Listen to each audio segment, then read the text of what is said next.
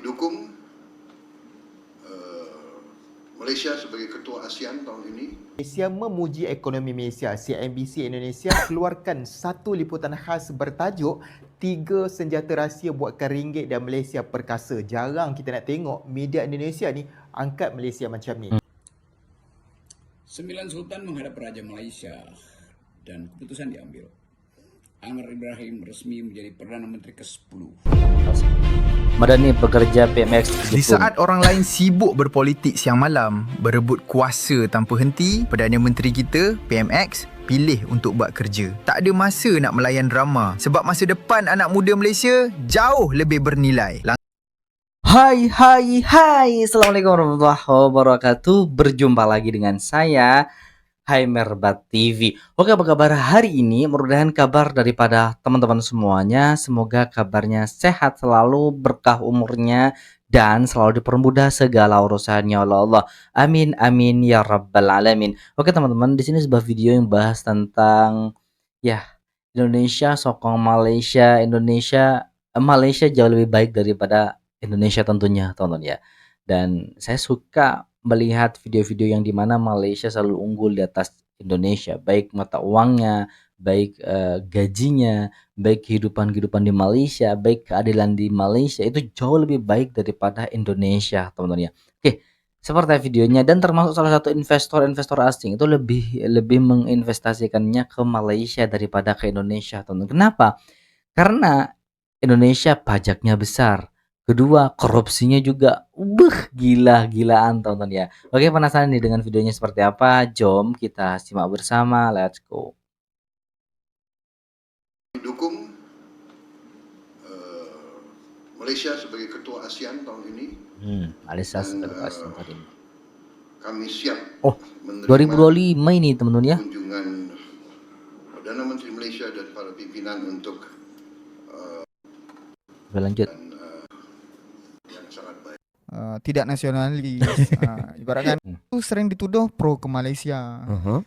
Sama bang, saya dituduh sering dituduh sebagai antek-antek Malaysia dan lain sebagainya, teman. Apa salahnya kalau kita mencontoh melihat keunggulan Malaysia dan membandingkan Indonesia dengan Malaysia? Karena dengan cara seperti ini mudah-mudahan Indonesia jauh lebih baik daripada Malaysia, teman-teman ya. Nasionalis.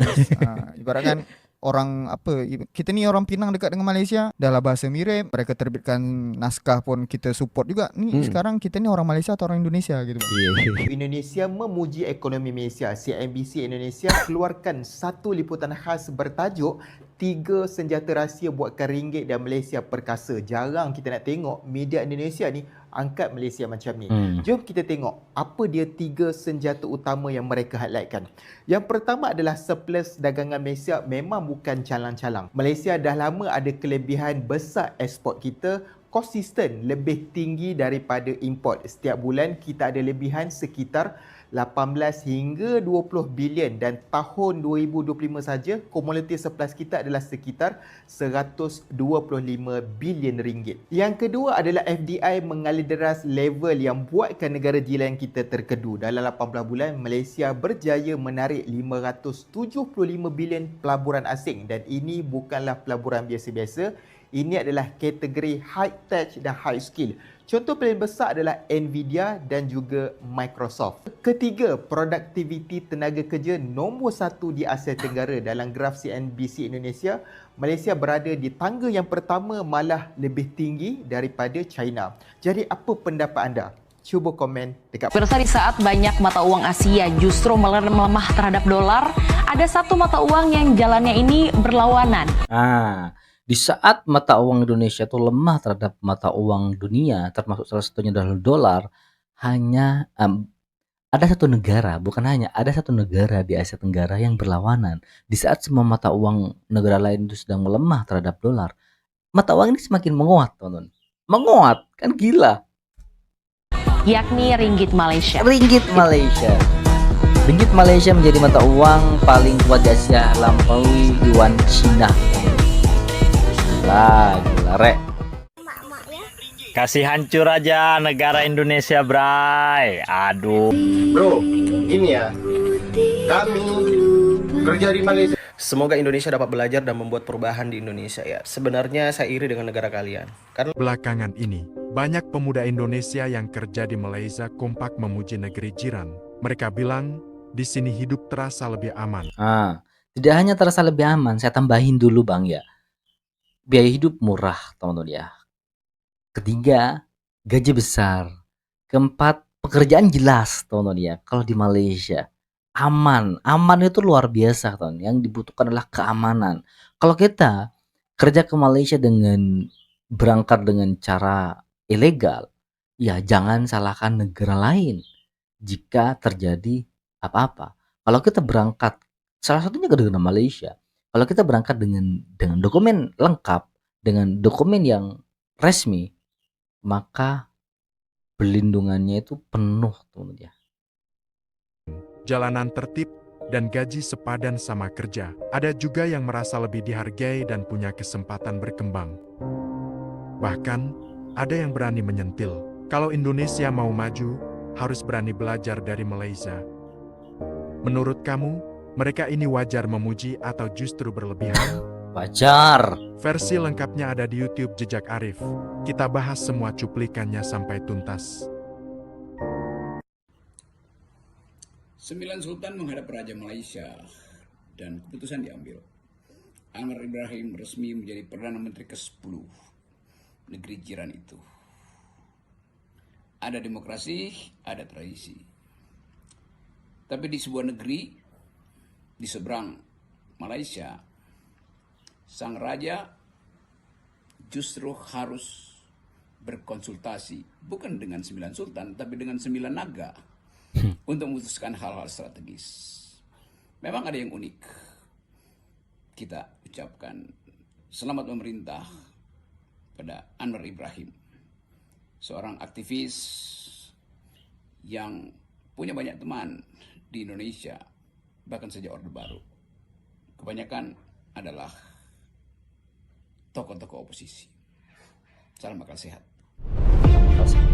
Madani pekerja PMX Di Jepun. saat orang lain sibuk berpolitik siang malam, berebut kuasa tanpa henti, Perdana Menteri kita, PMX, pilih untuk buat kerja. Tak ada masa nak melayan drama sebab masa depan anak muda Malaysia jauh lebih bernilai. Langkah strategik PMX terbang ke Tokyo, Jepun dari 8 hingga 10 Jun lepas bukan lawatan kosong. Ini misi besar. Anak muda kita dah lama menderita dengan isu lambakan ijazah tapi gaji ciput atau fasa menganggur yang tak ada kesudahan. PMX tahu hakikat ni dan dia bawa jawapan terus dari bumi Jepun. Pertemuan empat mata dengan PM Jepun, Sanae Takaichi, adalah satu diplomasi bertaraf genius. Hasilnya, komitmen padu untuk bawa balik pelaburan teknologi tinggi, sektor digital, otomasi dan tenaga hijau. Ini bermakna era kerja gaji murah untuk lulusan tempatan akan ditamatkan. Syarikat gergasi Jepun akan melabur ke Malaysia, membuka ribuan peluang kerja premium dengan pendapatan tinggi.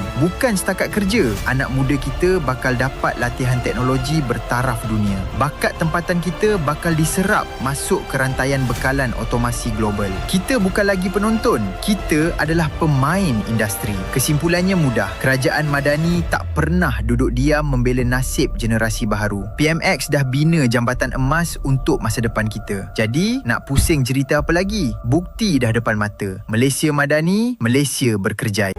Kenapa Indonesia tidak maju? Kenapa Singapura maju? Kenapa Korea Selatan maju? Taiwan maju, Israel maju?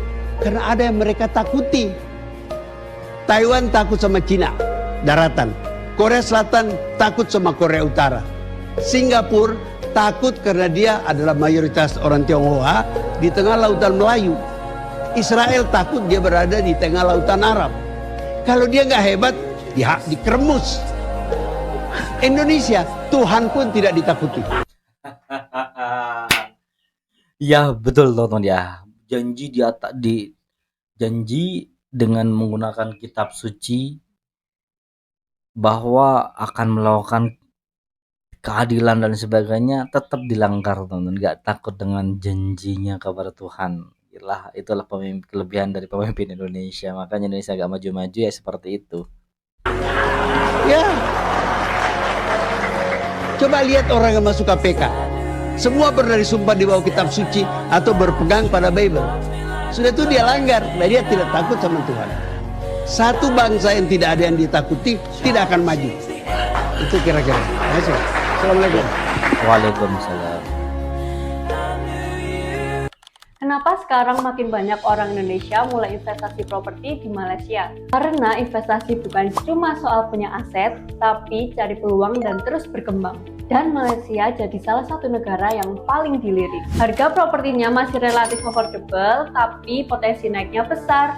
Infrastrukturnya terus berkembang dan banyak area yang memang cocok buat lifestyle, sekaligus investasi jangka panjang. Belum lagi demand sewa yang tinggi dari mahasiswa internasional, pekerja asing, sampai ekspatriat. Jadi bukan cuma beli properti, tapi juga peluang pasif income. Kamu mau mulai diversifikasi aset atau punya properti di luar negeri tambah ribet, Malaysia bisa jadi langkah awal yang tepat. Kenapa harus lewat Xavier Max Premier? Karena kami memahami market dan tahu area potensial.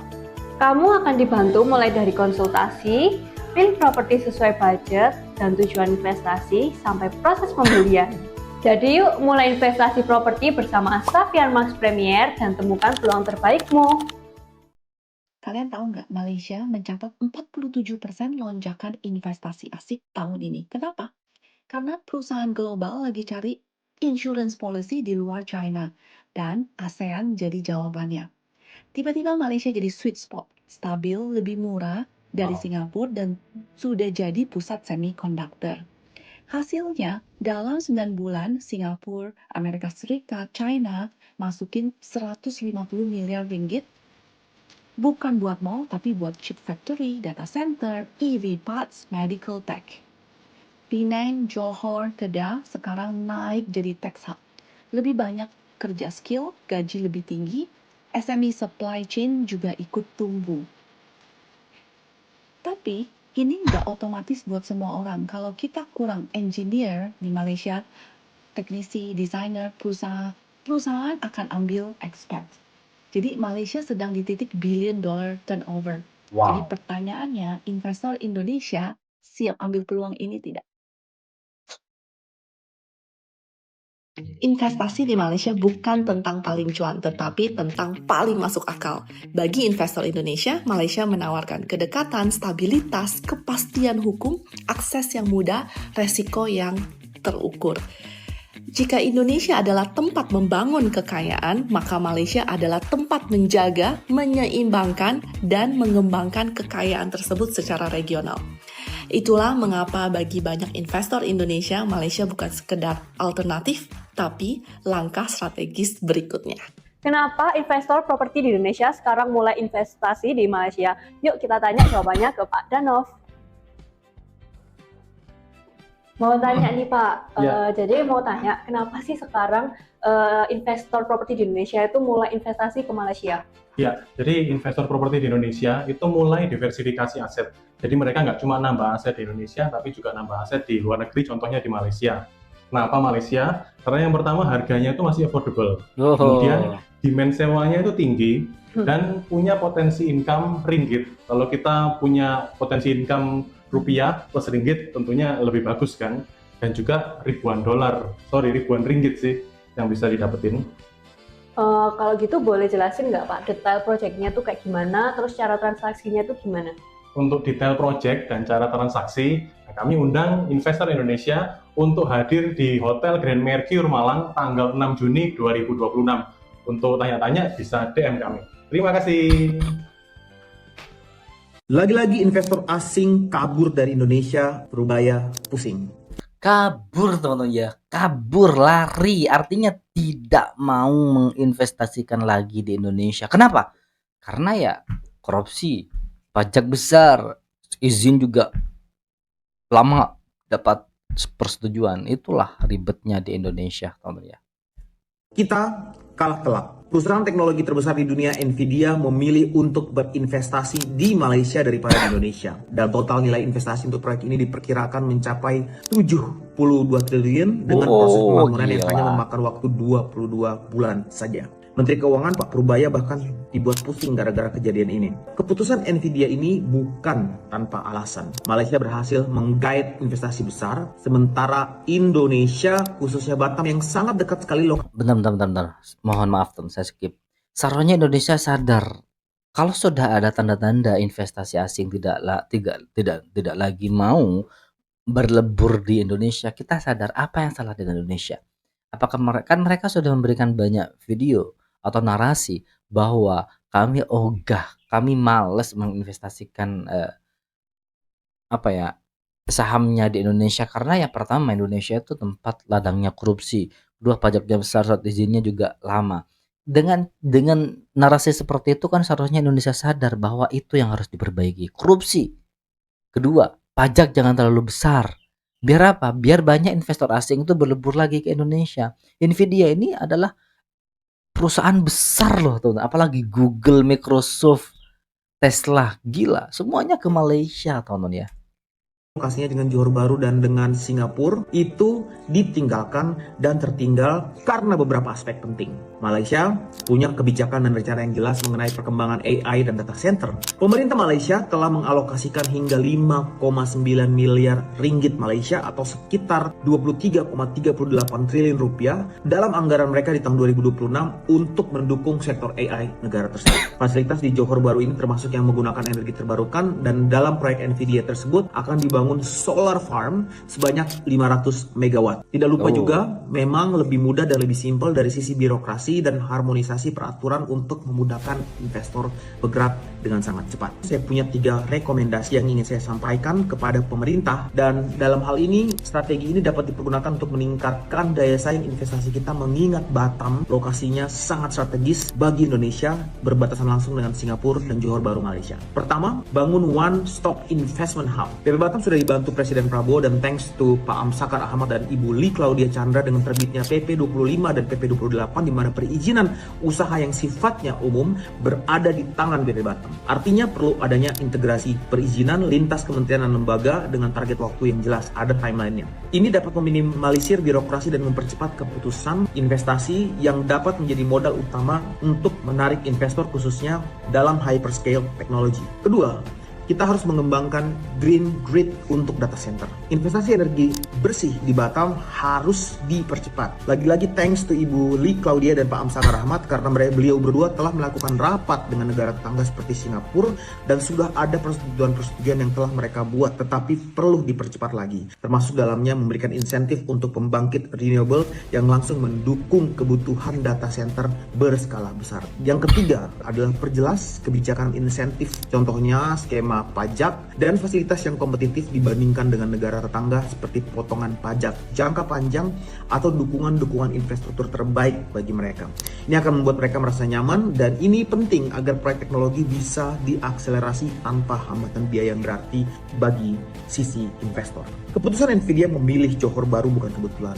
Ini hasil akumulasi faktor kebijakan, infrastruktur, dan kesiapan energi yang terintegrasi. Sementara Batam dan Indonesia pada umumnya memiliki potensi besar. Kita hanya perlu action cepat, kebijakan yang tepat, dan eksekusi yang terukur dan konsisten agar tidak terus-menerus kehilangan peluang global. Jika reformasi ini berjalan efektif, maka Batam bisa menjadi alternatif spillover bukan hanya dari negara Singapura, tetapi juga dapat mengambil alih peluang-peluang yang selama ini mengalir ke negara tetangga seperti Malaysia, Johor Bahru, dan Vietnam. Halo guys, ada berita dari Google nih. Ternyata Google memilih untuk berinvestasi di Malaysia. Nah, baru-baru ini Google telah mengumumkan investasi sebesar 2 miliar dolar Amerika atau sekitar 32 triliun di Malaysia. Nah, investasi tersebut akan digunakan untuk membangun pusat data dan wilayah cloud pertama di negara tersebut. Nah, ini dilakukan seiring dengan meningkatnya permintaan kecerdasan buatan atau AI dan layanan cloud regional. Investasi ini dibangun berdasarkan kemitraan kami dengan pemerintah Malaysia untuk memajukan kebijakan cloud first, termasuk standar keamanan cyber terbaik di kelasnya. Begitu kata Presiden CFO dan CIO Google, Ruth Porat. Seperti dikutip CNBC Internasional pada hari Jumat tanggal 31 Mei 2024 lalu.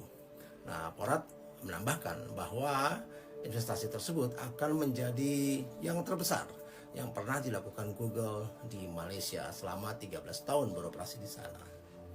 Nah, pusat data ini akan mendukung layanan digital untuk konsumen Google seperti searching, maps, dan workspace, Sementara Cloud akan menyediakan layanan kepada perusahaan dan organisasi di sektor publik dan swasta.